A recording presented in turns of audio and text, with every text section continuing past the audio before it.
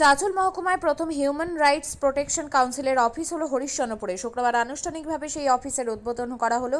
এদিন উদ্বোধনী অনুষ্ঠানে উপস্থিত ছিলেন কলকাতা হাইকোর্টের আইনজীবী শোভন দাশগুপ্তা, ফুটবল রাজ্য কমিটির সদস্য অমূল্য রায়, পরিবেশ প্রেমী নির্মল রবি দাস এবং বিশিষ্ট শিক্ষাবিদ ইমরান আলী সহ প্রমুখ। চাঁচল মহকুমার হিউম্যান রাইটস প্রোটেকশন কাউন্সিলের সভাপতি হিসেবে দায়িত্ব দেওয়া হয়েছে হরিশ্চন্দ্রপুরের বাসিন্দা তথা সমাজসেবক আমিনুল হককে। গত 23শে মার্চ মালদহ বার অ্যাসোসিয়েশনে আইনজীবীরা আমিনুলের হাতে হিউম্যান রাইটস প্রোটেকশন কাউন্সিলের অ্যাপয়েন্টমেন্ট লেটার তুলে দেন।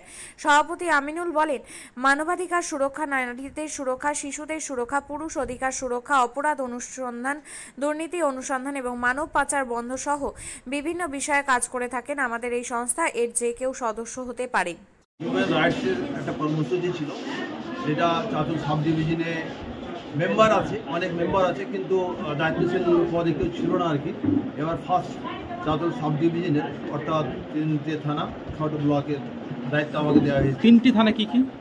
হরিশ্চন্দ্রপুর, চাঁচল এবং রতুয়া, মানে সাব ডিভিশনের প্রেসিডেন্ট করা হয়েছে। কোন জায়গাতে অফিসটা রয়েছে? অফিসটা হয়েছে এখন এখানে হরিশ্চন্দ্রপুর বিপ্লব শ্মশান সংলগ্ন লক্ষ্মীপাড়া। আপনারা কি কাজ করবেন? হিউম্যান রাইটস কাউন্সিল কি কাজ করবে?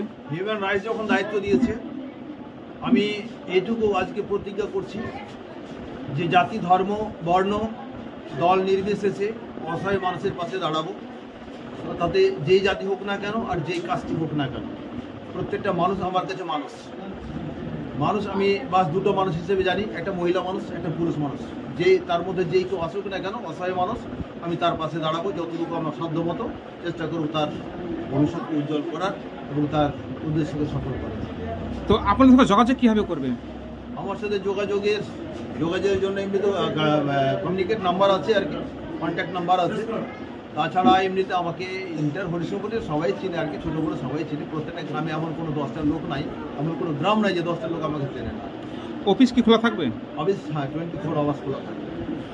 প্রায় কতজন সদস্য হয়েছে ইতিমধ্যে? এখন কেবল আজকে হলো আর কি। এখন 1 নম্বর 2 নম্বরে প্রায় 20-25 জন সদস্য আছে আর আজ থেকে আগামী দিনে অনেক সদস্য বাড়বে আর কি। এই সদস্য হতে গেলে কী করতে হবে? এই সদস্য হওয়ার জন্য আধার কার্ড দিতে হবে, নিজের ফুল অ্যাড্রেস দিতে হবে।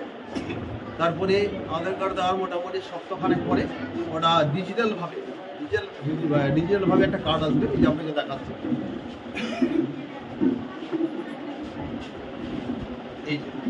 এরকমভাবে একটা ডিজিটাল কার্ড করবে আর প্রত্যেকটা মেম্বারকে, যারা মেম্বার ছিল। কারা সদস্য হতে পারবে এই হিউম্যান রাইটসের? এই হিউম্যান রাইটসের সদস্য সবাই হতে পারবে যাদের স্বচ্ছ মানসিকতা আছে, যাদের সমাজসেবামূলক মানসিকতা আছে, তারা সবাই হতে পারবে। আপনার নাম? আমার নাম আমিনুল হক। পরিচয় আপনার? পরিচয়, আমি সাব ডিভিশনের প্রেসিডেন্ট হিউম্যান রাইটস। এখানে সাধারণ মানুষ যারা আমাদের সাংবিধানিক অধিকারগুলো পায় না, বিভিন্ন বঞ্চিত হয়ে যাচ্ছে, তাদের ওই ন্যায্য অধিকারটা পাইয়ে দেওয়ার জন্য এই যে সংস্থাটা এটা তৈরি হয়েছে আর কি। তো হিউম্যান রাইটস বহু আগের থেকে শুরু হয়েছে। নিপীড়িত মানুষজন যখন জমিদারের আমল, তারপরে হচ্ছে রাজাদের আমল, নবাবদের আমল, বিদেশে স্বদেশে সব জায়গায় তারা বঞ্চিত হয়ে এসছে, তাদের যে ন্যায্য অধিকার, কনস্টিটিউশনাল রাইট, এই অধিকারটাকে আনার জন্য বিভিন্ন সংস্থা তৈরি হয়েছে। 1948 সালে সারা বিশ্বে প্রথম ফ্রান্সের জন ড্যানি, উনি এই হিউম্যান রাইটস মানবাধিকার সংস্থা বলে উনি প্রথম তৈরি করেছিলেন এবং যার জন্য 1968 সালে তাকে নোবেল পুরস্কার দেওয়া হয়েছিল শান্তির জন্য। এবং তারপরে আমাদের ভারতবর্ষে আসে, ভারতবর্ষে এসে সরকারিভাবে দুটো সংস্থা, একটা হচ্ছে রাজ্য মানবাধিকার কাউন্সিল, একটা হচ্ছে কেন্দ্রীয় কমিশন। তার বাইরে কিন্তু সব জায়গায় ওই একই জিনিস, কেন পলিটিক্যাল ইনফ্লুয়েন্সের লোকগুলো তারা বসে আছে, তারা নিউট্রাল হতে পারছে না। সেখানে বিভিন্ন সংস্থা এবং এগুলো কিন্তু প্রত্যেকটি সংস্থার সরকারি স্বীকৃতি আছে, তো তাদের মাধ্যমে এই সংস্থাগুলো এগিয়ে চলছে। হিউম্যান রাইটস কাদের জন্য কি কাজ করে থাকে? যারা বঞ্চিত বিভিন্ন দিকে, আমি যেটা বলে সোশ্যালে আছে, পলিটিক্যালে আছে, ইকোনমিক্যালে আছে। যেরকম আমি বললাম যে ব্লকে গিয়ে এই যে 100 দিনের কাজ দেখা যাচ্ছে, মানে যোগ্য লোকরা পাচ্ছে না। তার বাড়ির ব্যাপারটা যেটা হচ্ছে, যোগ্য যে পাচ্ছে 3 বার 4 বার পেয়ে যাচ্ছে, থানায় গেলে ডায়েরি নিচ্ছে না, অ্যাকশন নিচ্ছে না, বা অন্য আরও ঊর্ধ্বতন ক্ষেত্রে অনেক সময় আইনগত সেই ক্ষমতা সাধারণ মানুষের থাকে না, যার জন্য এই সংস্থাগুলো সেখানে এগিয়ে আসছে। বঞ্চিত, নিপীড়িত। আর দ্বিতীয় জিনিস হচ্ছে আমাদের এই উত্তরবঙ্গে এই র্যাকেট, উত্তর দিনাজপুর, দক্ষিণ দিনাজপুর, মালদা, এইটা হচ্ছে হিউম্যান ট্রাফিকিং খুব বেশি হচ্ছে। মানে এখান থেকে মেয়েদের মানে পাচার করা হচ্ছে। এটার উপর এক সংস্থা আছে আর কি, হ্যাঁ। তো সেইগুলো এটা মিলিত আর কি। তো যেরকম বললাম এপিডিআর আছে, হিউম্যান রাইটস আছে, হিউম্যান রাইটস প্রোটেকশন সংস্থা আছে। এরা কোরিলেশনটা মানে কোঅর্ডিনেশনটা যদি করা যায় তাহলে ব্যাপকভাবে মানে 50% এই যে এনজিও হয় না, নন গভর্নমেন্টাল অর্গানাইজেশন, তার মানে কি প্যারালাল টু দ্য গভর্নমেন্ট আর কি।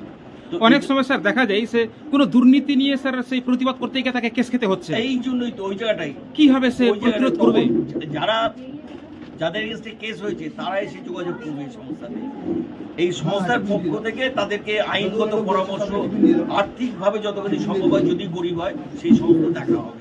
অনেক সময় স্যার থানায় কেস করতে গেলে স্যার কোন নারী দোষী করছেন পুলিশ। এই তো আমি সেটা বলে দিলাম, যদি অস্বীকার করে সোজা ওই কাগজটা নিয়ে চলে আসবে, এসে ওটার উপর আরেকটা মানে ফরওয়ার্ডিং লেটার লিখবে যে আমি থানায় গেছিলাম, এই সময় গেছিলাম, ডিউটি অফিসার নাম জানা হবে কেন এখানে নাম থাকে আর কি।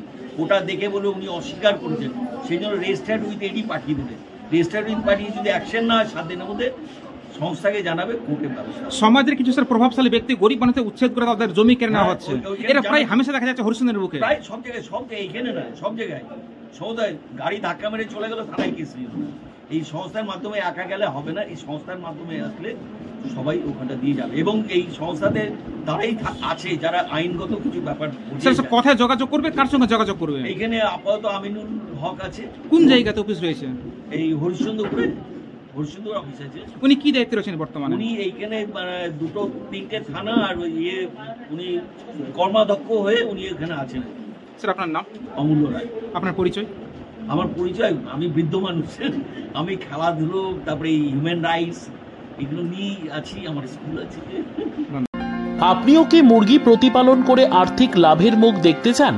হরেক রকম প্রজাতির মুরগির শাবক লালন পালন করে বিক্রয় করে লাভবান হতে পারবেন খুব সহজেই।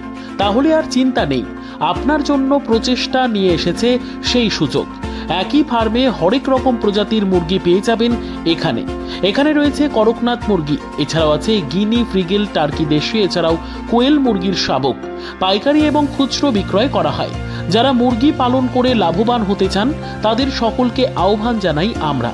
আজই চলে আসুন আমাদের প্রতিষ্ঠানে। আমাদের ঠিকানা মহারাজাহাট, রায়গঞ্জ, উত্তর দিনাজপুর।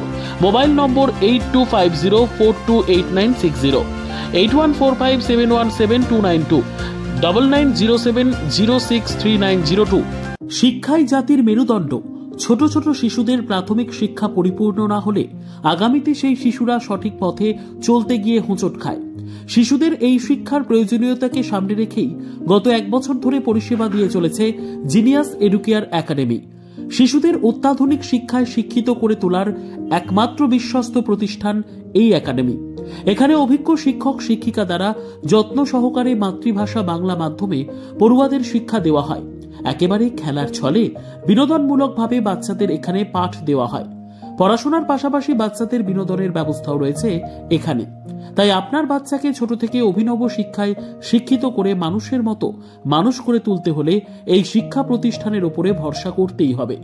আমাদের ঠিকানা জিনিয়াস এডুকেয়ার একাডেমি, স্থান ঘুঘুডাঙ্গা মোড়, পোস্ট ভূপালপুর, রায়গঞ্জ, উত্তর দিনাজপুর। মোবাইল নম্বর 9563630109 অথবা 7029042308।